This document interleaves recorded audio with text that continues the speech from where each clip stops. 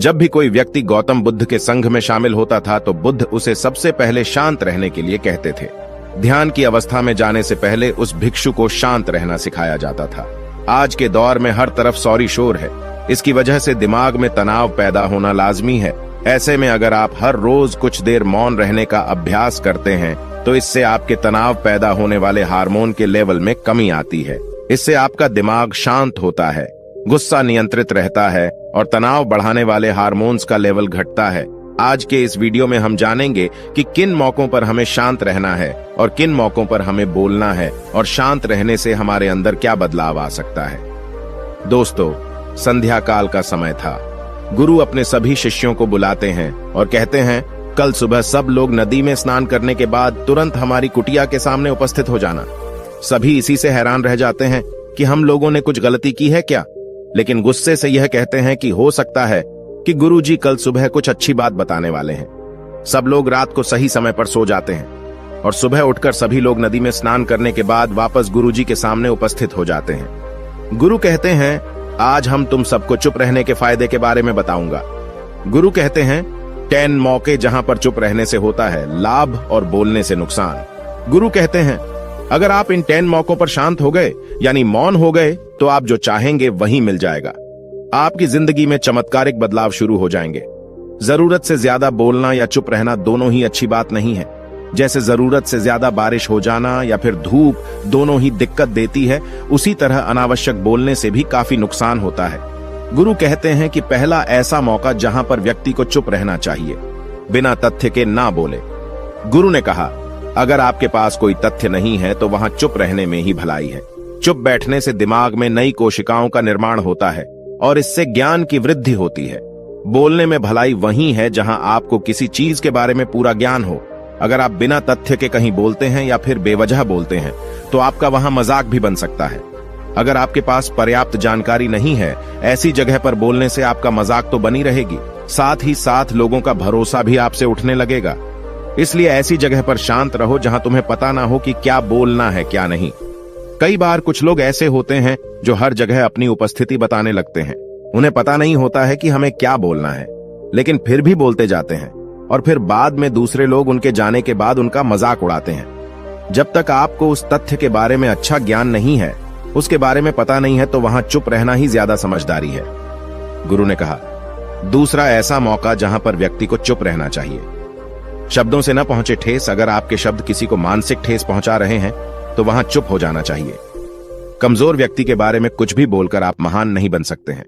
महान आप किसी कमजोर का साथ देने में बनेंगे। कई बार होता है कुछ लोग अपने से छोटे व्यक्ति को भला बुरा कहते रहते हैं। सामने वाला इंसान तो कद से आपसे छोटा है, वह आपको कुछ नहीं बोलेगा, लेकिन आप उसकी नजरों में गिरते चले जाएंगे। हो सकता है कि कल वह भी आपसे पद में बड़ा हो जाए। पद में आपसे जब वह बड़ा हो जाएगा तो आज जो रवैया आपका उसके साथ है, आने वाले समय में वह भी आपके साथ वही करेगा। आप किसी को नीचा दिखाकर बड़ा नहीं बन सकते हैं।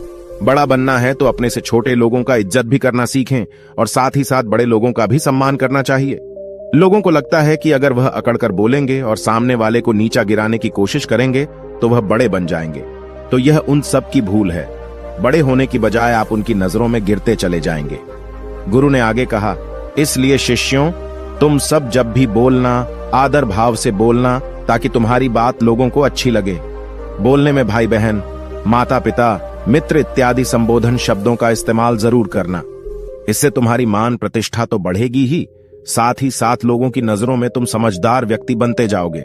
गुरु ने आगे कहा, तीसरा मौका जहां पर व्यक्ति को चुप रहने में ही भलाई है। क्रोध या घृणा करने वाले लोग, जब कोई अपना या सगा संबंधी आप पर क्रोध कर रहा हो, आपका अपमान कर रहा हो, तो आपको उस वक्त चुप रहना चाहिए ताकि सामने वाले का गुब्बारा पूरी तरह से फट जाए। आप यदि सही हैं तो उसे कतई माफीनामा गए और चुप रहकर ही सही समय का इंतजार करें। वह खुद आपसे माफी मांग लेगा जब उसे अपनी गलती का एहसास हो जाएगा। गुरु आगे कहते हैं कि अगर आपका कोई सगा संबंधी आप पर क्रोध कर रहा हो और आप उस समय शांत हैं, तो यह आदर सम्मान देने की निशानी होती है। इससे न कोई छोटा होता है और न ही बड़ा। अगर आपको क्रोध आ रहा है तो आप या तो वहां से किसी का अनादर किए बिना चले जाएं या फिर चुप रहें। क्रोध करने से आपके रिश्ते खराब होंगे। क्रोध करने से हमेशा क्रोध करने वाले व्यक्ति का ही बुरा होता है। गुरु आगे कहते हैं कि एक बार की बात है, एक सांप जंगल से भागते हुए किसी राजा के घर में पहुंच गया। लोगों ने छेड़खानी की तो वह बहुत ही गुस्सा हो गया, जिससे घर में जो तलवार पड़ी हुई थी उसी को लपेटकर कसने लगा और धीरे धीरे उसका पूरा शरीर कट गया। यह गुस्सा उसे खा गया। ठीक उसी प्रकार हमारा गुस्सा भी हमारे शरीर को तलवार की भांति काटता रहता है। गुस्सा ध्यान से खत्म होता है प्रतिदिन। अगर आप ध्यान की मुद्रा में बैठे हैं तो आपका गुस्सा आपके नियंत्रण में रहेगा। गुरु आगे कहते हैं कि यह तरीका है कि आप प्रतिदिन ध्यान का अभ्यास करें। इससे आपके शरीर में जो हार्मोन्स गुस्से को बढ़ावा देते हैं वह सब तुम्हारे नियंत्रण में रहेंगे, जिससे शरीर गुस्से पर आसानी तुम्हारा से काबू पा लेगा। लेकिन एक तरीका यह भी है कि जब भी आपको गुस्सा आए तो आप यह समझने का प्रयास करो कि क्या मेरा गुस्सा जायज है या नहीं। हमें वहां पर बोलना चाहिए कि नहीं। जब आप खुद इस बात का आकलन लगा पाएंगे तो आपको खुद पता चल जाएगा कि हमें गुस्सा करना चाहिए या नहीं। फिर भी आपको गुस्सा आ रहा है तो आप वहां से हटने का प्रयास करें, वहां से दूर चले जाएं। धीरे धीरे समय के साथ आपका दिमाग शांत हो जाएगा। गुरु ने कहा, चौथा ऐसा मौका जहां पर इंसान को बहुत ही समझदारी के साथ काम लेना चाहिए, वहां पर आपको चुप रहना ही चाहिए, जहां पर उस मुद्दे से आपका कोई संबंध ना हो। अगर आपका किसी मुद्दे से कोई संबंध ना हो तो वहां आपका चुप रहना बनता है। बिना किसी वजह अगर आप दूसरे के मुद्दे पर बोलेंगे तो यह आपके लिए अनिष्टकारी होगा। इसमें केवल और केवल आपका ही नुकसान है। जल्द ही आप किसी दो लोगों के बीच हो रहे विवाद में जल्दी अपनी टांग न डालें। अगर सामने वाला आपको बुला रहा है अपना झगड़ा शांत करवाने के लिए तो ही आप वहां पर जाएं। किसी की व्यक्तिगत जिंदगी में दखल अंदाजी नहीं देनी चाहिए जब तक कि वह व्यक्ति आपको नहीं बुलाता है। अपने झगड़े को शांत करवाने के लिए कुछ लोग फालतू में दूसरे के विवाद में कूद पड़ते हैं। इससे उनके मान सम्मान मर्यादा पर लोग उंगली उठाने लगते हैं। गुरु कहते हैं कि 10 मौकों में 5वां ऐसा मौका जहां पर व्यक्ति को बहुत ही समझदारी के साथ चुप रहना चाहिए। आपके शब्दों से किसी मित्र को हानि न पहुंचे। अगर आपके शब्द सामने वाले के परिवार या मित्रों की प्रतिष्ठा के बारे में बुरी झलक दिखा रहे हैं तो आपको चुप रहना चाहिए। किसी के परिवार या फिर मित्र के बारे में बुरा बोलने से केवल आप ही बुरे बनेंगे। जो चीज आसानी से खत्म की जा सकती है उसे अपने शब्दों से बड़ा न करें।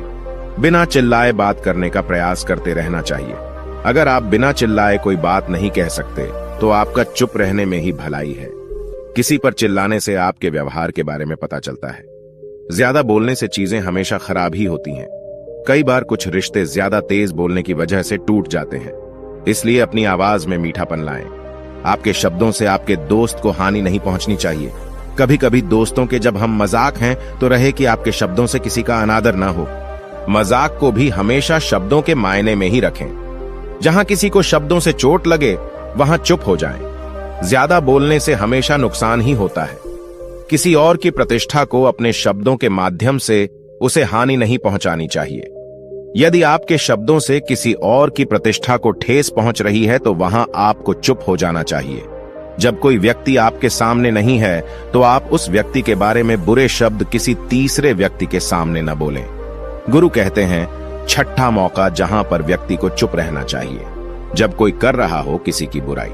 जब कोई आदमी आपके सामने किसी तीसरे आदमी की बुराई कर रहा हो तब तुम्हें चुप रहकर बस सुनना चाहिए। अपनी राय व्यक्त नहीं करना चाहिए, क्योंकि जो आज आपके सामने किसी तीसरे की बुराई कर रहा है वह कल किसी और के सामने आपकी बुराई भी कर सकता है। यदि आपने कुछ कहा है तो नीति शास्त्र के अनुसार जो अपने मुंह को बंद रखता है और बुद्धि से काम करता है वही इंसान समझदार होता है। बिना जरूरत के बोलना, किसी के बारे में किसी के बीच में बोलना यह गलत बात है। कभी कभी हमारे लिए बुद्धिमानी इसी में होती है कि हमें अपना मुंह ऐसी जगह पर नहीं खोलना चाहिए। गुरु आगे कहते हैं कि 10 मौकों में 7वां ऐसा मौका जहां पर व्यक्ति को चुप रहना चाहिए, जब कोई नहीं समझे आपकी भावना। यदि आपको लग रहा है कि कोई व्यक्ति आपकी भावना, दुख या परेशानी को शब्दों में नहीं समझ रहा है, यदि आपको लग रहा है कि सामने वाला व्यक्ति आपकी भावना या दुख को या आपकी जो परेशानी है उसको वह समझ नहीं पा रहा है या समझने का प्रयास ही नहीं कर रहा है या वह आपको ध्यान से सुन ही नहीं पा रहा है, तो ऐसे व्यक्ति के सामने आप चुप ही रहें, क्योंकि ऐसे लोगों को आपकी भावना या दुख से कोई मतलब नहीं होता है। ऐसे लोगों को अपना राज बताकर आप पछताएंगे ही बाद में। इसलिए हर किसी को अपने मन की बात नहीं बतानी चाहिए। अगर आपको लग रहा है कि सामने वाला आपकी बात को नहीं समझ पा रहा है, आपकी भावनाओं को नहीं समझ पा रहा है, तो वहां पर आपको नहीं बोलना चाहिए, क्योंकि आज में आपका मजाक ही बन जाएगा जब आपको लगने लगे कि सामने वाला आपकी भावनाओं को ठीक तरीके से समझ रहा है, आप जो कह रहे हैं वह ठीक से सुन रहा है, तभी आप उसे अपनी बात कहें। गुरु कहते हैं कि 8वां मौका जहां पर आपको चुप रहना चाहिए, जब कोई इंसान अपना दुख व्यक्त करे। यदि कोई इंसान अपने दुख या परेशानी को आपको बता रहा है, तो इसका मतलब यह है कि वह आपको अपना समझ रहा है। ऐसे में तुरंत ही उसे समाधान बताने के बजाय चुप रहकर उसके दुख या समस्या को सुने। उसके दुख या समस्या को किसी और को न बताएं।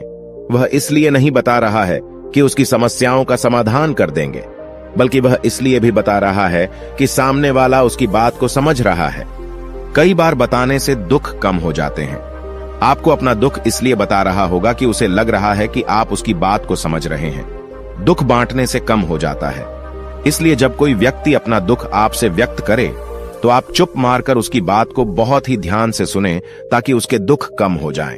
उसके मन का बोझ हल्का हो जाए, क्योंकि उसके मन में जो भी बातें थीं वह आपको सब बता दिया। गुरु आगे कहते हैं कि 10 जगहों में 9 ही ऐसी जगह जहां पर आपको चुप रहना चाहिए। जहां पर दुष्ट प्रकृति के लोग रह रहे हों और गाली गलौज कर रहे हों, तो आप वहां पर मत जाइए। ऐसी जगहों से आप चुपचाप निकल जाएं, अर्थात अपनी प्रतिक्रिया दिए बिना आप वहां से चले जाएं, क्योंकि जिसकी जुबान खराब होती है, जो दुष्ट प्रकृति के लोग होते हैं, उनको आप ऐसे समय में नहीं समझा सकते हैं। जब उनका दिमाग पूरी तरह से शांत हो जाए, तभी वह आपकी बात सुनेंगे। इसलिए जहां पर दुष्ट प्रकृति के लोगों आपकी बात को न मानते हों और न ही सुनते हों, तो आपको वहां पर नहीं बोलना चाहिए। गुरु कहते हैं कि 10 माह ऐसा मौका जहां पर आपको शांत हो जाना चाहिए। अपनी सफलता का राज हर किसी को न बताएं। कई बार होता है कि कुछ लोग जो सफलता को बहुत ही जल्दी अर्जित कर लेते हैं, वे हर जगह अपनी सफलता का ढिंढोरा पीटने लगते हैं। ऐसे में क्या होता है कि कई लोग आपकी सफलता से खुश नहीं होते हैं। अगर आप अपनी सफलता का जबरदस्ती लोगों में ढिंढोरा पिटवा रहे हैं, तो लोगों की नकारात्मक ऊर्जा आपको प्रभावित कर सकती है। जब आप सफल होंगे तो सबको पता चल जाएगा कि आप सफल हो गए हैं। ढिंढोरा पीटने से नुकसान आपका ही होगा। इतना कहकर गुरु ने कहा, शिष्यों, आज के लिए बस इतना ही। अगर तुम सब मेरी इन 10 बातों को अपने जीवन में अपना लेते हो, तो तुम सब काफी हद तक परेशानियों से बचे रहोगे। यहाँ से जाने के बाद मेरी यह बातें आपके जीवन किसी वरदान से कम साबित नहीं होंगी। दोस्तों, मुझे उम्मीद है इस वीडियो से आपको बहुत कुछ सीखने को मिला होगा। अगर आप नए हो तो हमसे जुड़ने के लिए इस चैनल को सब्सक्राइब करना मत भूलिएगा।